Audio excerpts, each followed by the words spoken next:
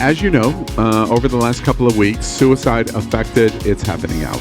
And Power is back, and Power can tell you whatever he would like to tell you about that.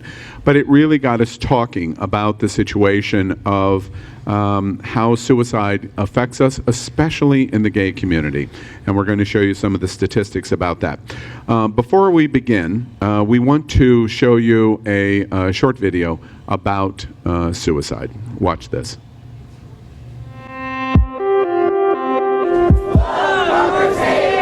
There is evidence to suggest that there may be an increased risk of suicide in the LGBT population. Most people believe that's because of social determinants that go into the kinds of assaults that LGBT people live with on a daily basis.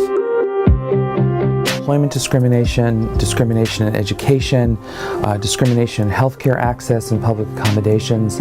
And when people have to confront these things on a daily basis, it can make life more difficult. In a pluralistic society like America, which is seen around the world as a beacon of freedom, this is what freedom means. We all want to participate in the American dream, and we should all be allowed to do that.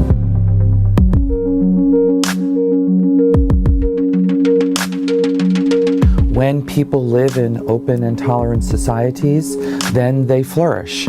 Where they live in societies where they're seen as lesser than, of course, we're going to find more difficulties in people's lives. One of the things that sometimes leads to major depression, for some people it's biology, they come from families that have depression, but even when there's biology, there's a certain kind of psychosocial, environmental aspect of it. If you stress a person with a vulnerability for depression enough, they can get severely depressed and become suicidal. There's help for these things, that when people are struggling with these things and they're kind of feeling like they're lesser in value and struggling with difficult thoughts, there's help to address that, and we are moving as a society to stop that, and I'm confident that it will stop at some point.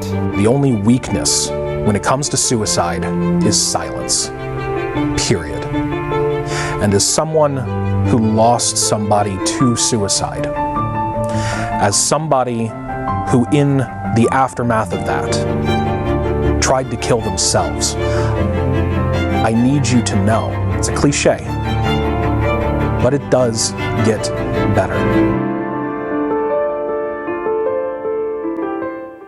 Well, as you can see, it's a tough subject. I love the soundbite in this little piece that was prepared by It's Happening Out's production, because I think the most important sentence that has been said so far in that piece is the only worst thing that we can do is silence, not to talk about it. And so the events of this last couple of weeks bring us to the ability to talk about it. And I hope valuable, and I hope the voices, there are thousands and thousands and thousands of you that are watching right now, and you can have substantive effect of this conversation that we are having right now. Before we begin, we want to put up a slide that is very important. And in fact, I will tell you, this slide and the lower third slide that you're going to see through our conversation was initiated by Power Infiniti. He sent me a text asking me very politely and kind of sheepishly, would you mind doing this? And I thought, oh my goodness, it is so important. I'm even kind of ashamed that I didn't think of it myself. But we put a slide up in front of you for the National Suicide Prevention Lifeline. This number is incredibly important. You should have this phone number in your phone or on a corkboard in your home, because you do not realize how many people might be affected. So we talk about suicide broadly and specifically in the gay community. We'll tell you about some statistics in a minute. We begin. Who would like to start? Oh, I think I'm going to start. So I have been gone for 3 weeks. One of those weeks was because I had a cold, but the last 2 weeks I was absent because my brother committed suicide. Many of you already know this. It's certainly been all over social media. But what people didn't know was people knew that my brother was shot and killed. 2 weeks ago, as I was preparing to get ready to come to Fort Lauderdale for another taping of It's Happening Out, I received a call from my brother's wife telling me that my brother had been shot and killed. At the time, they said they were leaning towards self-inflicted wound, but we're not sure. And a few days later, we found out it was for sure suicide. I feel like, first of all, I would like to thank everybody for their outpouring of love and support. I would like to thank all my cast members and It's Happening Out for all the love and support that you guys showed me, including my former cast members, NapoleonPlays, Raul, CJ, all of which called and reached out to me. I thought that was very kind. But let's talk about suicide itself. My brother committed suicide, I believe, because he was mentally ill. He would not go seek help. He would not go seek treatment. And we saw the signs. Just the mere implication of us trying to tell him maybe he should seek help would throw him into fits of rage. He could go from a very jovial person, the life of the party, to somebody that was an absolute demon. And within the last year, it seemed to spiral more and more out of control. Within the last few months, I kind of feel like if he probably knew that he was going to go, and starting in February, he started to reach out to everybody within our family and started to make amends. Him and I were not on speaking terms for the last year, and he actually called me and asked me for forgiveness. At which point, on that phone conversation, I told him I could not offer him forgiveness, but what I could do was commit to praying about it. And a few weeks after that, I sent him a message and told him, I do forgive you. Our last conversation, though not the best of conversations, I had the opportunity to tell him, I don't like you, but I do love you. And that was our last conversation. He did at that point tell me that he had tried to commit suicide. And I feel that I knew enough that I should take it serious, but I also thought he was being very overdramatic. And I told him, you're being very dramatic right now. And I said, we've all at some point felt like we wanted to kill ourselves, And I urged him to take the medication that was prescribed to him. But the thing about somebody that wants to kill themselves is if they want to kill themselves, if somebody's really determined to kill themselves, they're going to do it. So, the day after he died, Samore, the comedian, queen of comedy, Samore, who is a friend of mine, called me and said to me, you guys have got to prepare for the guilt because you guys are going to feel guilty. She shared with me that her own brother had also committed suicide. And part of the grieving process in a situation like this is that guilt. And I will say that, yes, I am dealing with it because now I'm looking back and I'm saying, is there any more that I could have done? Is there any more that I could have said? Is there any more outreach that I could have given him? I guess we're all going to have to be left wondering that. But he did commit suicide, and I am determined that I will never again take anybody's outcry, outreach, and anybody's attempt to reach out for help or warning lightly. We have the number up right now. It is 1-800-273-TALK. If you feel that you are somebody that is even thinking about committing suicide, is even thinking that it would be better off if you were dead for everybody, let me tell you right now, it would not be. Let me tell you right now, sitting here, remembering this Saturday having to bury my brother and look at him in a coffin after knowing him my entire life as a person full of life and then lying in that coffin. It was not better off for my mother. A mother should never have to bury her child. It was not better off for our family. There's always a way, and there's always somebody that is willing to help. Please feel free to reach out to somebody. Call that number if you need to. And if you know anybody that is considering suicide, considering killing themselves, please share this number with them, and please take them seriously. I would just like to say, and I'm going to wrap this up and be concise. There are 6 reasons that psychiatrists say people commit suicide. One of them is depression. The second is psychosis. The third is impulsive, which is usually related to drugs or alcohol. The fourth is a cry out for help. And some people don't know how to get it. The fifth is a psychological or a philosophical desire to die.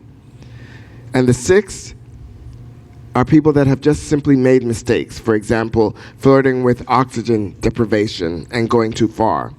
And the defense for that is education. So if you know anybody, and I'm sure all of us do, that deal with any type of depression, deal with any type of issues where they feel that there is no way out, please let them know that as hard as life is, and I know that life is can be very, very difficult, but you have to be in such torture if you decide that life is not worth living.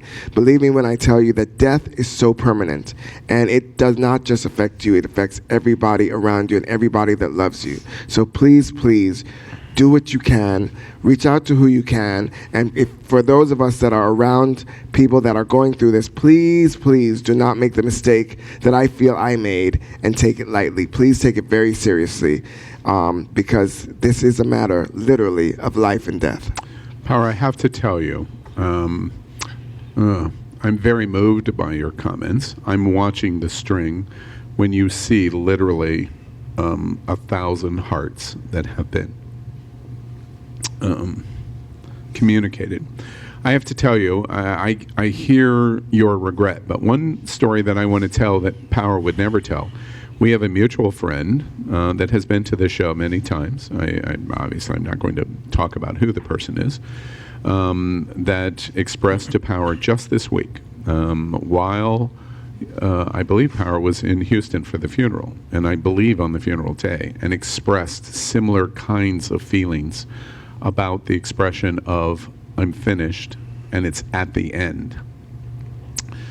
While Power expresses what he felt about his brother, he had the clarity to express these same thoughts to him. And he checks into rehab, which he is now. It was a very moving moment in hearing this story, and I posted the day before he went into rehab, and I'm just a very, very casual friend, not nearly as close as Power. And I posted in a comment, as he said he was doing this, that Power's words to you were right. So I only share that back to you, of saying, while you feel like what you did and you have regret, if there is a karma card, I think in that moment you played the karma card. And I just wanted to publicly say that to you. Because he's going to live another 30 days for sure. For sure. Because probably you interceded. And that's the exact point here. That's exactly the point of the slide behind us. Now, broadly, America, this is a very dangerous issue in the gay community. And the reason is because of what gay goes through, especially because of bullying for teenagers. We're showing you a slide now to prove it. In terms of thoughts about suicide, you can see it here. Among boys and girls, gay is twice as likely to think about suicide as their straight counterparts. In attempted suicides, meaning they've actually made the attempt, in some instances, they have a 100% increase of the likelihood of attempting suicide. in a population base that is only 10 to 12% of the straight community alternative. It is, by all means and all standards, an epidemic harm. In gay, young gay America, it is the #1 cause of death. Self-inflicted suicide. And that's without combining it with those 6 things that Power had said. That if you have problems with other mental disorders, if you have a sense of addiction as a personality, if you are any of those other things, that just compounds to it. My mic is good. But any of those other things compound to these thoughts too. And you have to be aware of what anyone else is going through all the time. I know that I'm bipolar. I've been diagnosed as that for a while. My mom recently went to a childhood friend's wedding, or a funeral, rather. And she came back from that crying, terrified that she was going to have to bury me because I exhibit some of those symptoms. And like you said, it's nowhere near what you went through, but it's about talking and finding other people, and that type of resource that was up a moment ago can really save lives. Yeah. We have to be good people to others. Yeah. Anything else anybody wants to add, or shall we move on? We're ready to move on. I'd like to say something. Power, and nobody can talk to your. I don't have a card for this. You're my friend. You're my brister. Nobody can talk to your feelings, your regrets, what you're dealing with right now. But last year, I believe it was a year and a half or so ago, when I was at that last moment brink of committing suicide. There were three people that I was able to speak to. You? Yeah. About a year and a half ago, I was extremely, extremely close to attempting to commit suicide.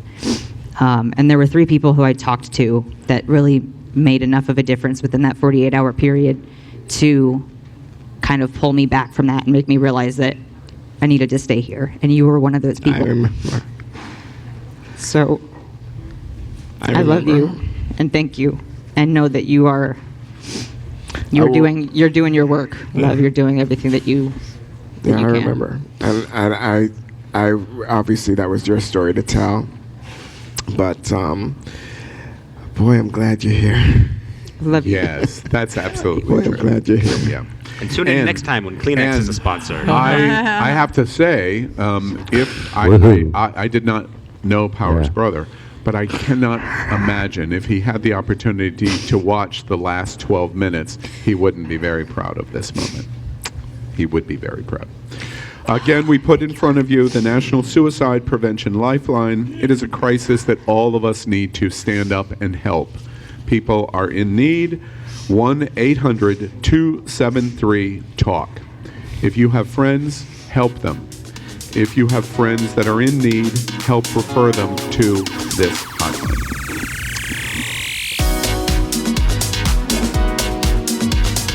Thanks so much for watching us. If you like what you saw, please subscribe to our channel and like us on Facebook.